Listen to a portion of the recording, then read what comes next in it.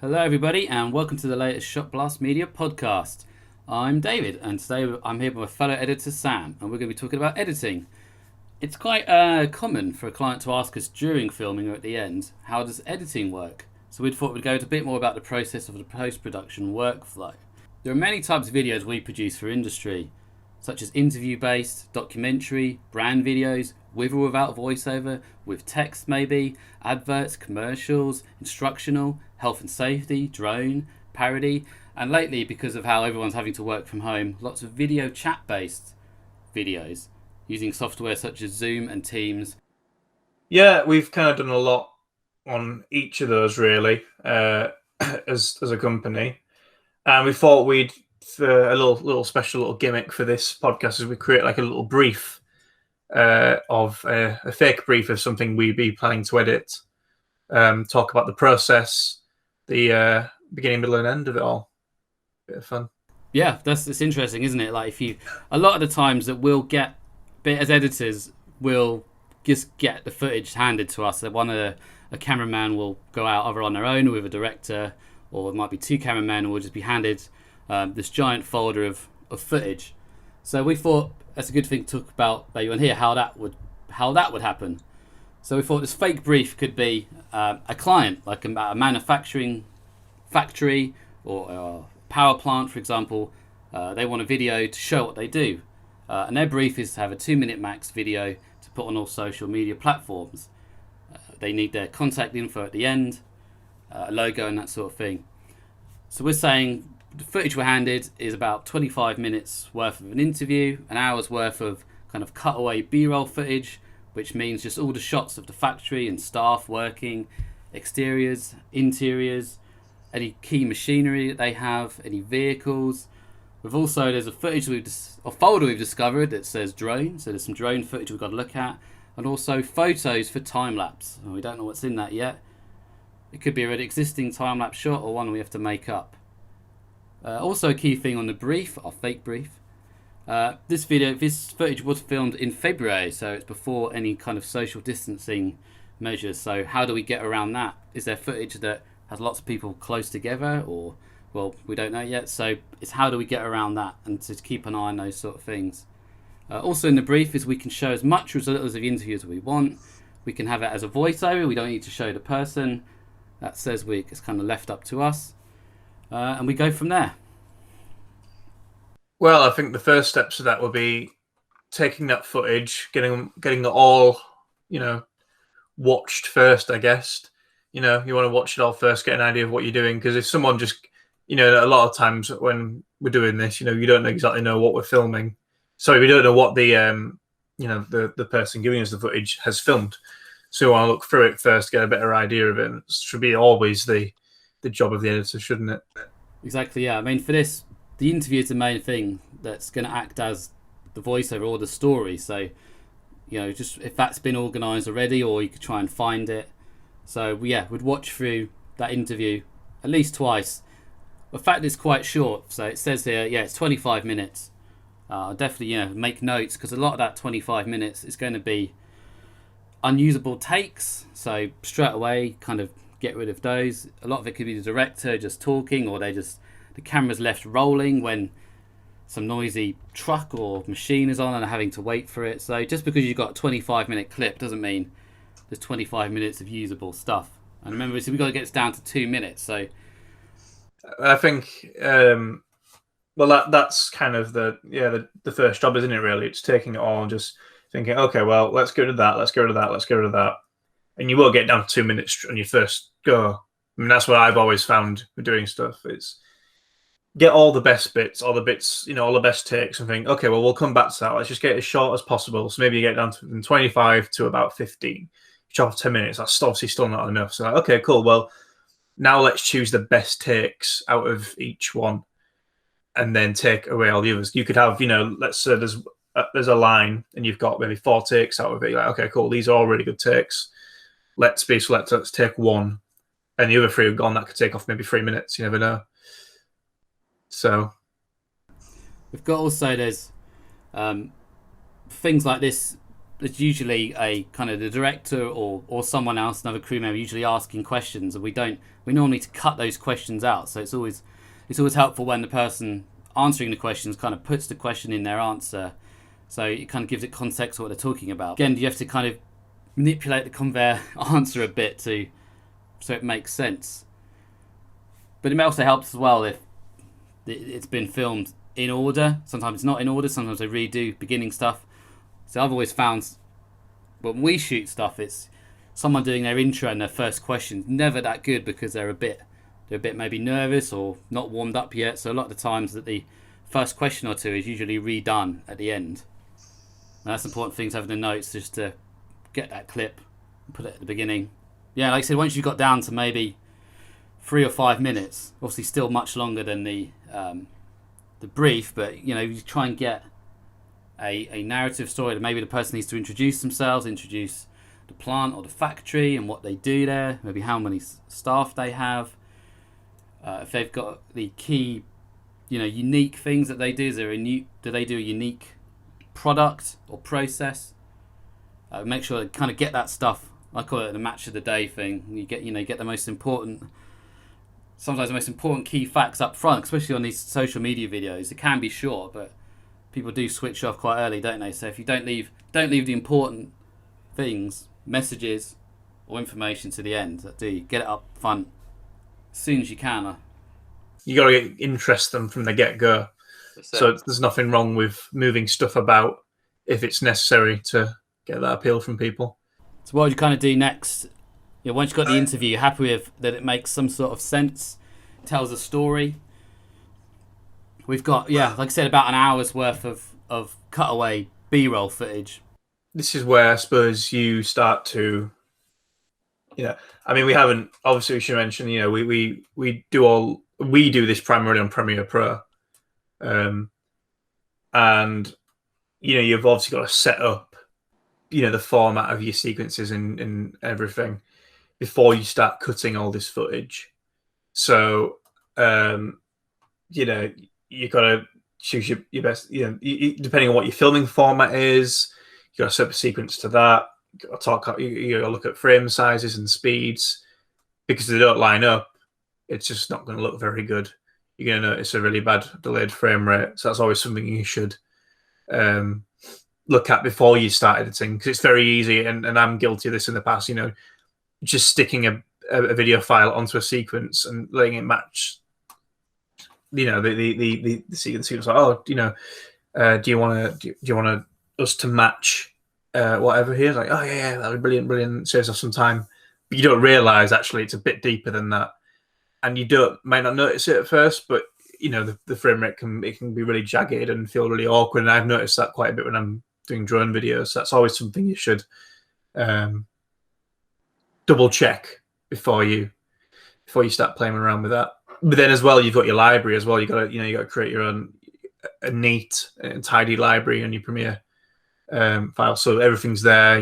All your assets and stuff are in a neat place, so it doesn't get too complicated. Yeah, that's a really important thing, especially it comes down to a lot of experience straight away of knowing the technical specs of the footage you're given. You can't always assume that it's what you've used before from that cameraman. Let's say they could have hired a camera, bought a new one. It's got different specs, or got something they might have shot in slow motion. Obviously, the various ways to seeing what all the footage is by getting the info, or Premiere Pro tells you. But it's important to you to organise those bins and get that sequence so that's the correct settings to what your footage is. Because if the more work, the more preparation you do up front before you actually start editing, means you don't get any issues, like you were saying, as you get on, or when you come to export.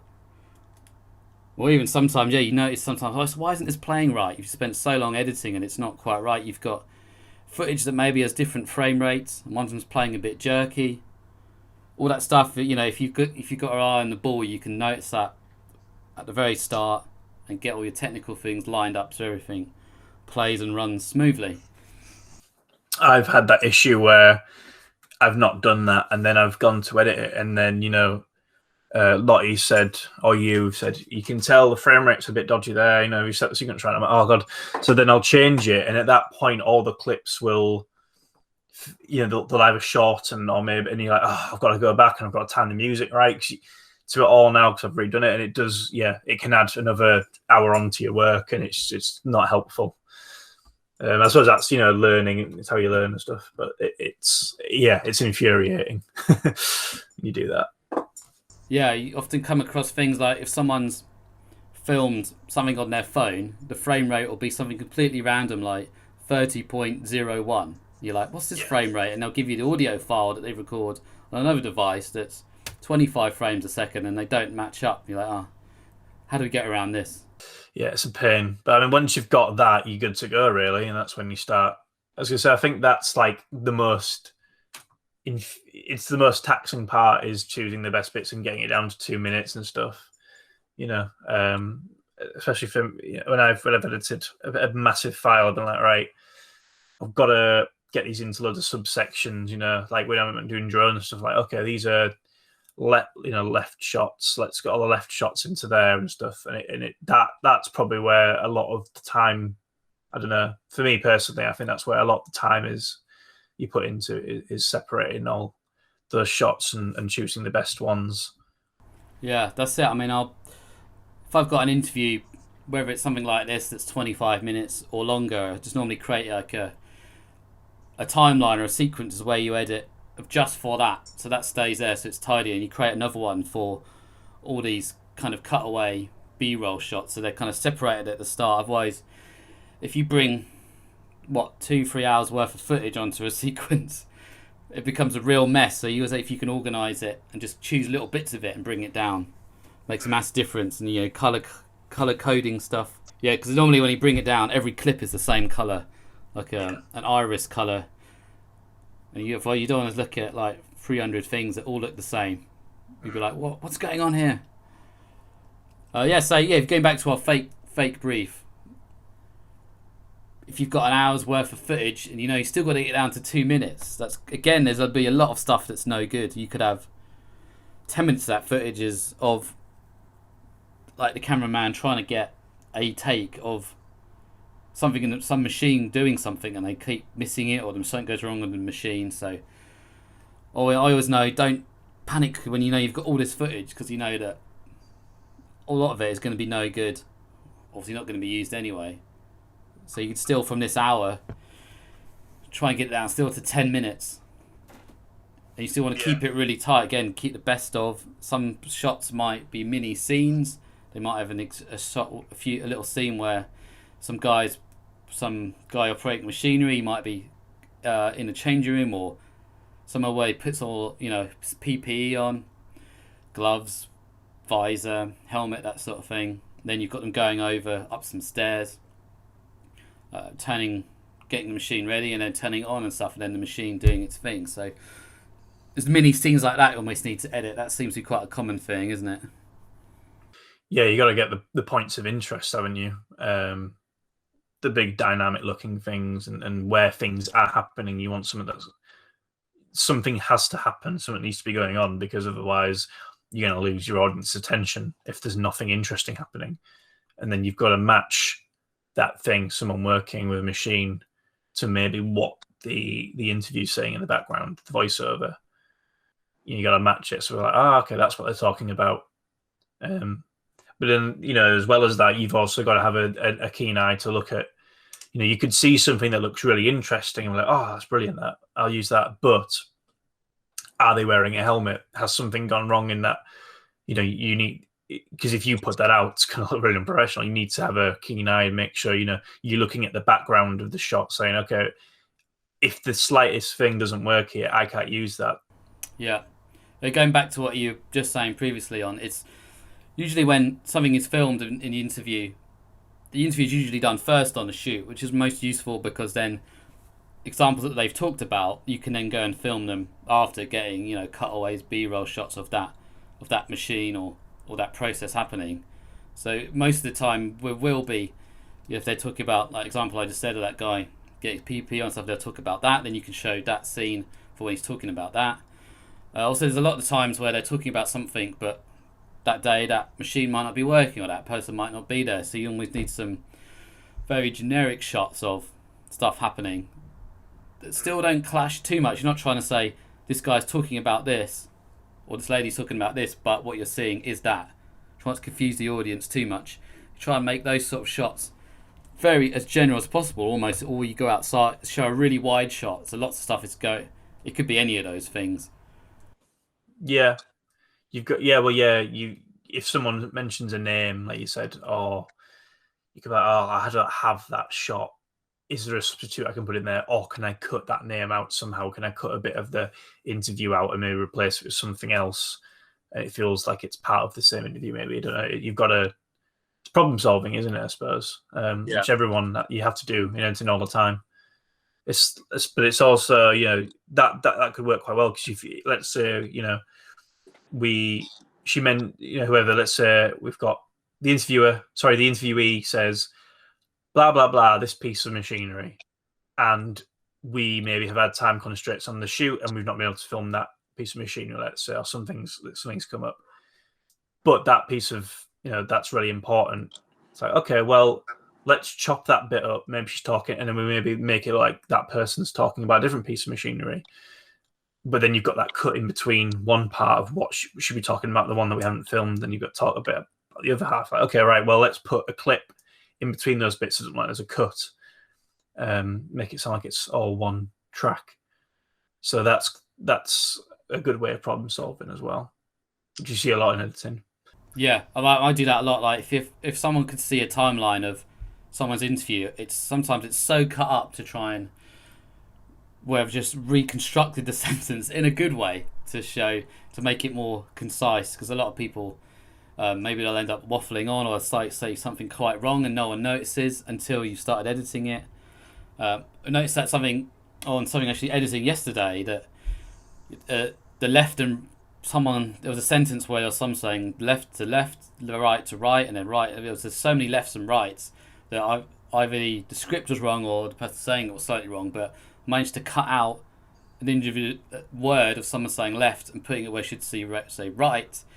And because then you're seeing a cutaway shot, you can get away with that. So some things you constantly have to fix and replace, but then obviously no one will ever know that if they weren't part of the editing process. You can hide a lot of things like that. Like we're just saying for this fake brief, if like I said the machine wasn't working that day and they're talking about it, you could, it says in the brief you can show as much or as little as the interview as you want. You could just cut back to showing the person interviewed, just having them coming back on screen for a few seconds. Yeah, or you could. I mean, I do this a lot with the vlogs we edit. It's kind of an easy one, a very basic one, but it's, let's say you've split up an interview to get rid of a word or a phrase or something. You're like, well, it looks like it's properly cut now because she moves or something between that word. So that's when you'd maybe, you'd maybe scale it a bit. So the next shot, you could talk at the normal scale, and then in the next shot where it's being cut up, it looks a little awkward. You scale it so it doesn't look as bad. So it kind of zooms in a bit. It looks quite natural. It looks like it fits well. It doesn't seem very jagged. And okay, just zoomed in a little bit. Which is what I do with Lottie's vlogs on our channel. I think that works quite well. Yeah, so for those who aren't sure, if you talk about scaling, most of the stuff that we film is in a resolution called 4K, which is a huge frame size. So if you're looking at your computer monitor now, the scale of the actual footage that we have is like 4 times the size of that. So you do have a lot of scope to zoom in and out of that without losing quality. So you can do jump cuts, like you were just saying, within that image. So it looks like it was maybe shot on different cameras. One was close at the lens that was close up, one was kind of slightly further back. So filming on a really high resolution format does mean that you can basically fix things, doesn't it? Either in a creative way or a problem solving way. Yeah, exactly. That's where you've got to use your initiative and find ways around it. And I think that's what's really good about editing, is that you've got so many options and tools at disposal that you can do anything. There's that phrase, fixed in post, that I hear a lot in terms, and I think that's it. I think that's editing's probably one of the hardest jobs, because you've got to find a way. If you've got a problem that you can't go back and shoot with, you're like, well, how am I going to do this? but you've got tons of options, like we were saying, scaling or cutting in different clips, voiceover and stuff. It's just using initiative and thinking, right, well, what are the ways out of this? Which one's the best? Which one works with what we're doing? Which one do you think the client will like specifically? Do you think they'll work for them? Yeah, I've always said to people, it's like when say particular a brief like this, it's you in a way it's kind of like doing a puzzle, but there's no picture to reference from. Just a brief. You're not copying what you're seeing. You have to kind of create something from the footage that was there, especially if you're not on the shoot. It does make a massive difference, I think, if you're on the shoot whilst it was all happening, so you've got a much better idea of what footage there is. A big difference as well. You've always got it's that puzzle piece, that puzzle final image is a bit more clearer before you actually start. It's the hardest way is just given a folder of footage and some saying, here you go, get on with it. Yeah, no, totally. That's it. I suppose I like your little analogy there for it being a puzzle, because it is really, you've got all this stuff at your disposal, like, right, how I've just got to fit it together. But I suppose that, you do it from your own kind of, because there's so many different editors out there. You see a lot of filmmakers, like, someone notable, maybe Edgar Wright. He's got a very distinct editing style. And in terms of you and me, I'm sure you and me have got I've learned a lot from you, but we'll have our own editing styles. So there's always a bit of personal flair to it as well. You're saying, okay, well, I've got all this stuff. How can I add my flair to it? I haven't been on the shoot, so I'm just going to use my initiative. That initiative is part of your personal flair as well. There's a lot of things you can it's it's a George Miller film because of the way he censors a lot of his shots. So, it's an Edgar Wright film. So these fast-paced things that make these boring things look interesting. So, yeah, I think that's a big thing as well. It's the puzzle. With the puzzle, you don't want to do I think there's a basic level of editing we can notice something's been basically edited, or you have that personal flair, and it is part of the problem solving process. Yeah, and there was this, if you slightly go on the other end of it, of some things we've done kind of more lately, so in the last year, is kind of more what we call them like skits, either for ourselves or for a client, and they're designed to be very short, either 30 seconds to 60 seconds, and quite heavily scripted and worked out through various meetings between ourselves, either between ourselves and the client. So we know what kind of shots we're going to do. Is like, well, this is more of a commercial advert rather than that might make more sense to people if you shoot the shots that you need. So there is a picture there for when you're editing it, because you've shot that shot first, second, and then you just find the best take and you do it that way. Look, that's very different to something like this where there's hours worth of footage. For like an advert where we done, there might be 10, 15 minutes of footage, and you know exactly what order it needs to go in. I'm not saying it's not creative. I think the more the creative stuff is done up front, isn't it, for that, of coming up with the ideas as a team, and then maybe a test shoot, and then actually shooting it. The edit's almost done, isn't it, in that pre-production part. The editor could have a big role in the pre and actual production and know exactly what they're doing. And you say, okay, cool, well, I've got a good level. I know I've seen the storyboard. I've been on set. I know exactly what I'm doing. But when you come to it, you could be like, no, well, how long? Why do we change that bit up and use a bit? You could improv your editing a little bit. Like, oh, well, actually, now I look at it, let's do it that way.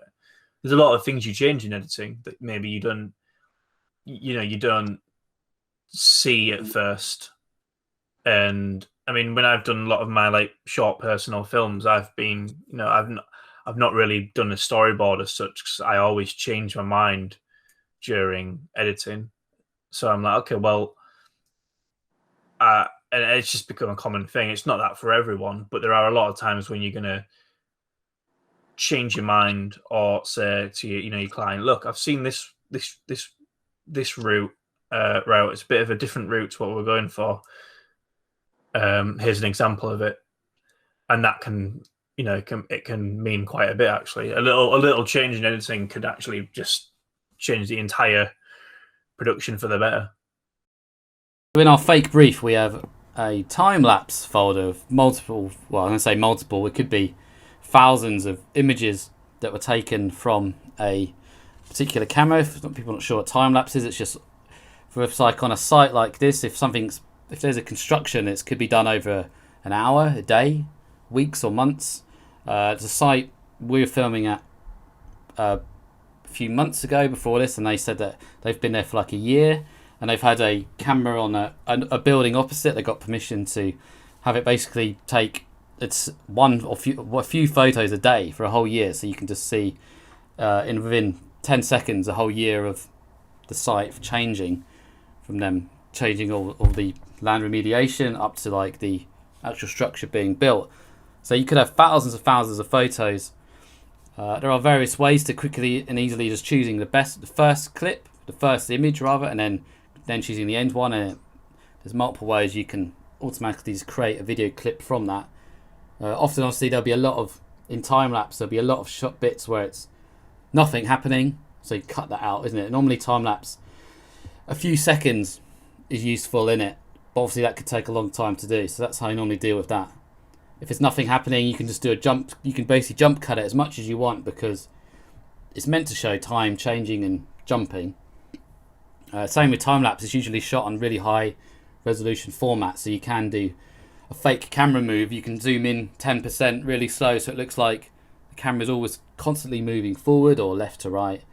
And that's obviously another little storytelling technique, especially on a lot of the work we do in industry where things are being built or land is being changed. It takes a long time for that to happen. Like on a lot of your drone films, that there's you edit. The drone operator will go there a few months later, go back, film an update, and so forth like that. It's not some things you could do in an hour, but other things like that could take months. Another useful thing, once you've added like the drone shots and the time lapse, what have we got now? Yeah, once you've got all that, you've chosen what you want in where you got to look. Then I think you've got to look at sound, which is stupidly important. Sound editing. Let's say you've got first things first. You got to make sure your audio levels are at a comfortable level, which is really easy to do actually on Premiere at least. Making sure that there's a balance. We normally have it between like 9 and 12, and you can see on Premiere what the levels are like. If they go red, then you're like, no, that's going to be deafening. So you want to take it down to a comfortable green. And then with that, if you want to have a music track in the background, there can be quite a bit of time put into editing that as well. Actually, let's say you got a bit of stock music. The client wants a bit of stock music in there. They've chosen, and they specifically want that. I've had this issue before where I've been like, okay, well, the music's a bit shorter than the actual video.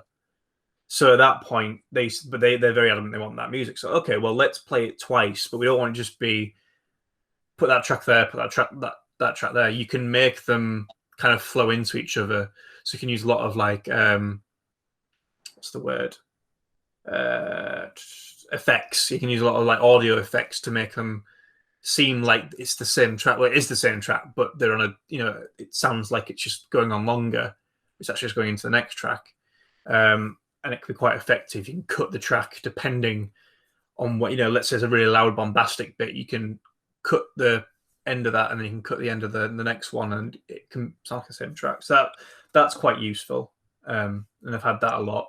I'm not sure if you know this might blow your mind, but in Adobe Audition, you can get a piece of music and then go to the remix tool and tell it exactly how long you want it to be, and it'll automatically remix it perfectly to that length. No way. That's going to help me out in the future.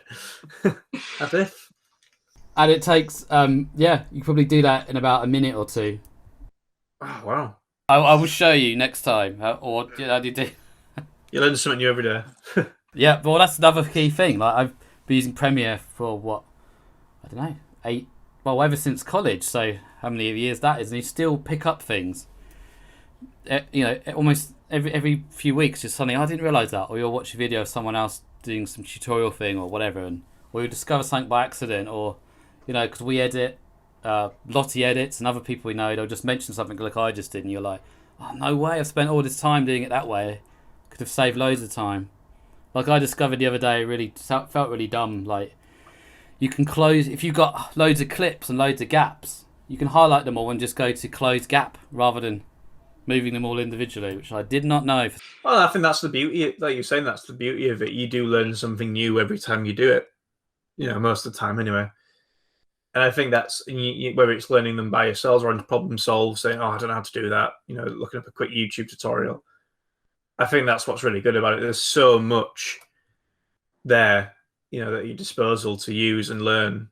I think that's what's quite interesting about it. It's evolving. It's always evolving, and your skills are always evolving with it. Yes, for music, we always get.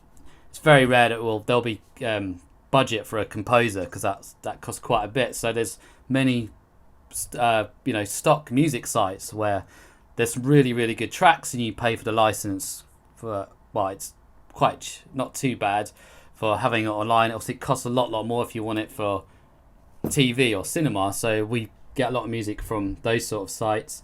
It's pretty tricky saying to the client, you go and choose, because it's like literally a needle in a haystack.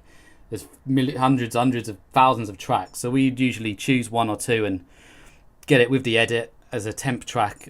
Most of the time, the client does like it, or they don't say anything, do they? Because we know what kind of type of music, what sort of genre, and the pace works for that type of video. It doesn't seem often we have to change the music, does it? So that always helps.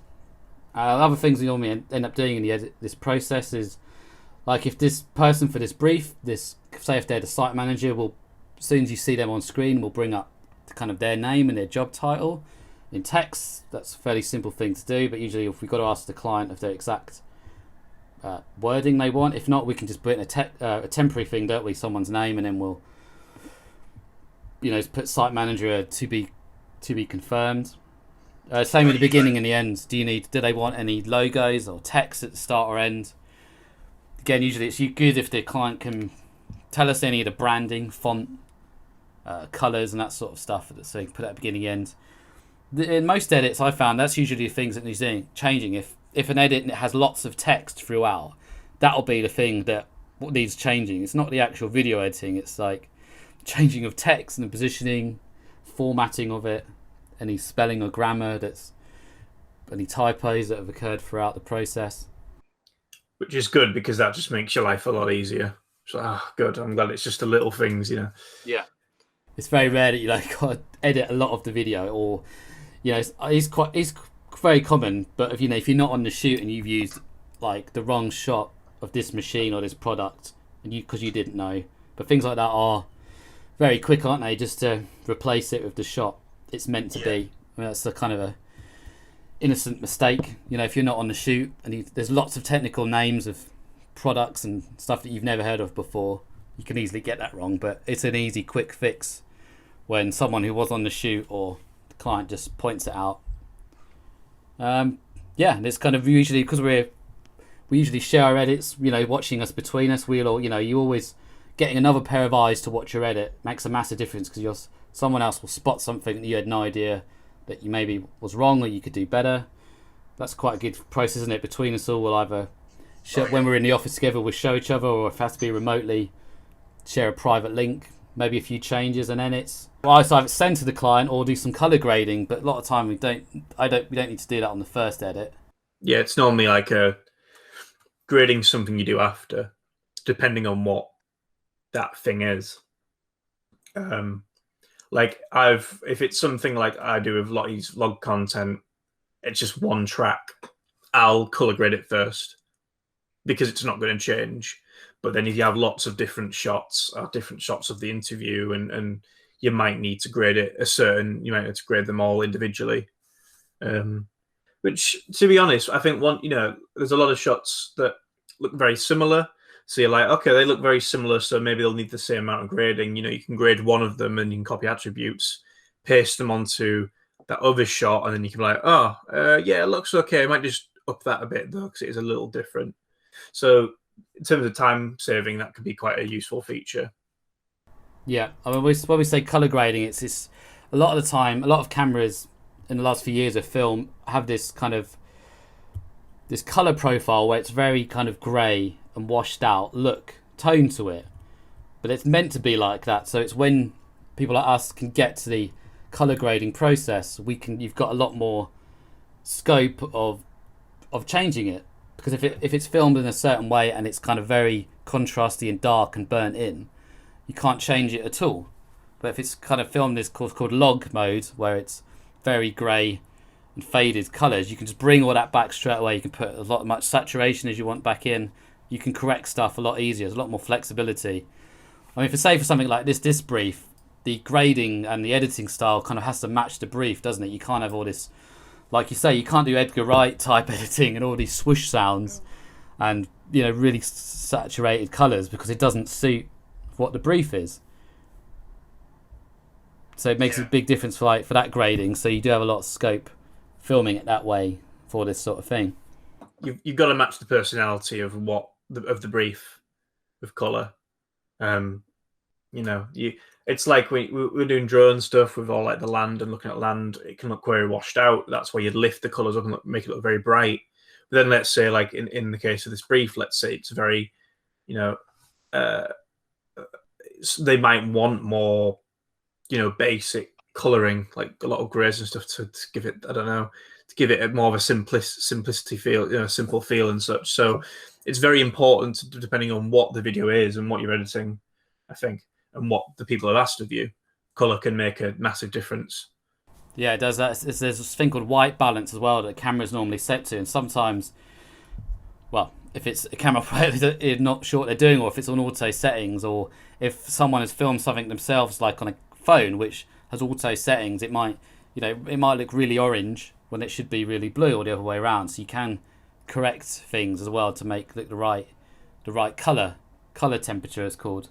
But yeah, once you've kind of done a grade, then, and we've got it down to, if the brief is 2 minutes, a lot of the time, it's the first edit is slightly longer, because we've got to a point where we think everything in the edit is really useful and part of the story, but the client might not think that. They might be. It's kind of, we've done as much as we can based on what we know and the brief. It's over to them then, isn't it? To like, okay, it's 30 seconds too long.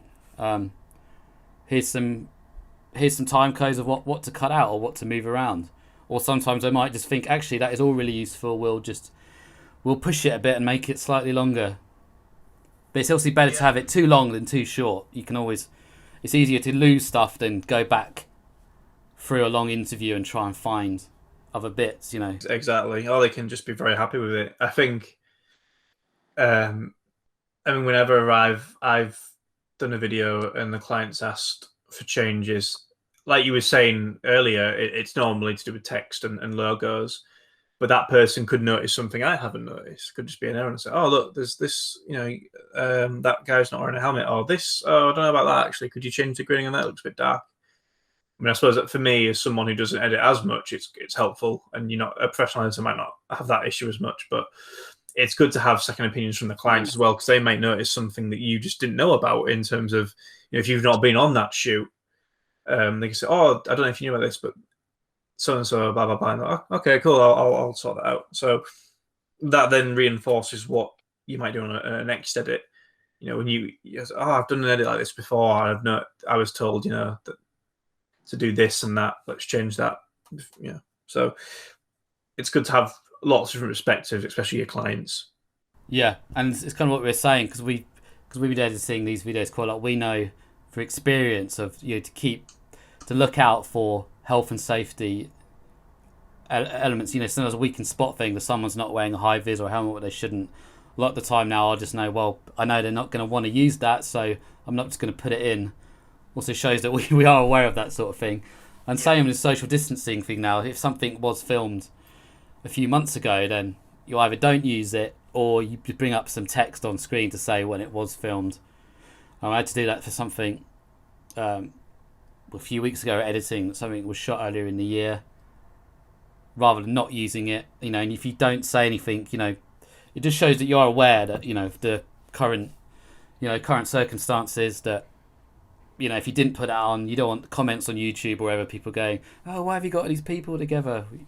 Yeah, if we can spot those things first or mention to the client, and that's always a good thing. Yeah, I think that's going to be a bigger thing going forward as well. While we're still in this pandemic, yeah, things are easing, people go back to work, but so much video doing, you gotta be like, okay, but remember, we've got a social distance, we've got to follow all these guidelines, and we need to convey that through the editing as well.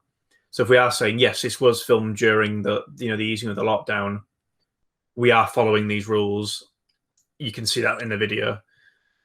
But yeah, as you said, there is a lot of stuff that was shot before that people might be a bit mixed on, saying, well, they're not social distancing. But yeah, but this was before. So you have to go with that disclaimer at the start, don't you? You have to make it very clear through your editing that what's what.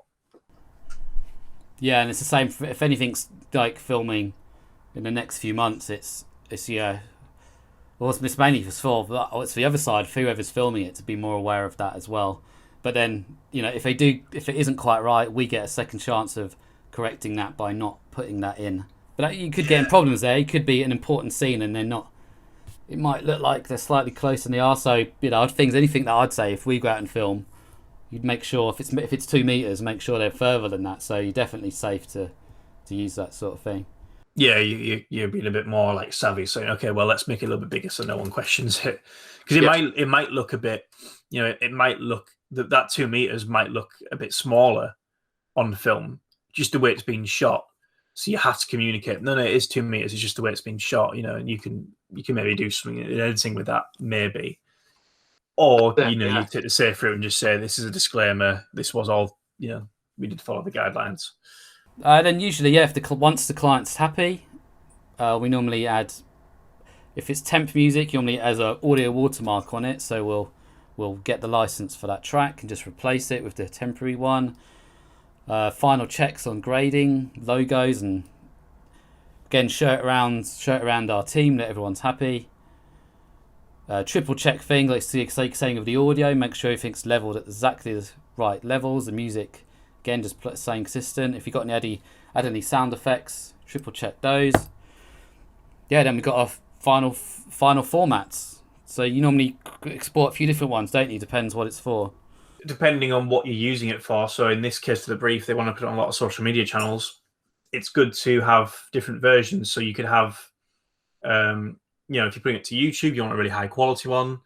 But for, smaller, if you're doing it from a phone, you want to get it onto like LinkedIn and Facebook, that you need a smaller file format. So going for like a mobile 1080p, 720, depending on what they've asked for, it's good to export a version of that as well. And sometimes, and it's what we do as well, if there's a lot of words in there, some people on social media will skim past it and maybe look at it. It's good to have subtitles as well. So a lot of videos might ask you to put subtitles in there for people who just want to look at it and not listen to it. Maybe, that they can't listen to it at that moment. So a lot with our stuff, if we ever do a mobile one, we put subtitles into it. But then if we put it on YouTube, we do it without the proper finalized version. Yeah, and just lately been doing a few videos. I've been exporting ones for like Instagram or IGTV, where you again have a different frame size, either rather than usual rectangle landscape, which is 16:9 ratio, the other way around. It's 9:16. So if you're looking at how you normally hold a phone, it's that ratio, which doesn't mean you've got to cut off a lot of the framing, but some people have wanted that, so that's what we end up doing as well. Sometimes with different formats. So that's quite a process. Quite a time-consuming process, isn't it, of creating all these different versions if they need slightly different formats, frame sizes, bit rates, and all that. So yeah, once all that's uploaded into the various channels, then it's all done. Our fake brief completed, and everyone's happy. I know it's just one example of a small thing, but yeah, hopefully we've covered a little bit the process there for people of how we get from start to finish. Yeah, and obviously there's so many different types of editing and different things you can edit. Like we were talking about the drone, and then you've got obviously like proper Hollywood films and how you edit that. There's so many different types of editing. And as I was saying a bit earlier on, a lot of edits going to look different. they're going to have a lot of personal flair to them. So every edit, every process is going to be different in some way. Even if you're just doing the same drone video over and over again, like a time lapse kind of thing, there's going to be something different. Maybe not so much in the footage, but I mean in the editing, they're always going to have a little bit of a decent bit of flair and personality to each one. Yeah, it's always interesting. I always think sometimes, like, if, like, for example, myself, you, and Lottie, if we're all given the same footage and we're all given the same brief, we edit it in our own time, and we all watch them back, how different would they be? So it's kind of like you said about personality and your experience, and how well you keep going back to the brief of what they want and to fit the style and all that sort of thing. Well, editing can be a character, can't it? And I say a lot in Hollywood films, editing can be a big character, and you know what that means when you see it. The editing's interesting. They've made it have a bit of flair and stuff, and that gives it character, personality, as we were saying. So I think it's probably one of them. It is up there as one of the most important things in filmmaking and video production. I mean, it is. I think you could argue it's the most important thing. Yeah, so hopefully everyone listening out there, if you weren't sure, then you've got a better idea of what we do. Maybe we can, if people are interested more in more technical stuff, we can maybe go into something else, get another camera guy with us next time, talk about filming stuff side of it, or anything else, or graphics, or whatever. Yeah, that's it from us today. We'll catch you next time. See you later.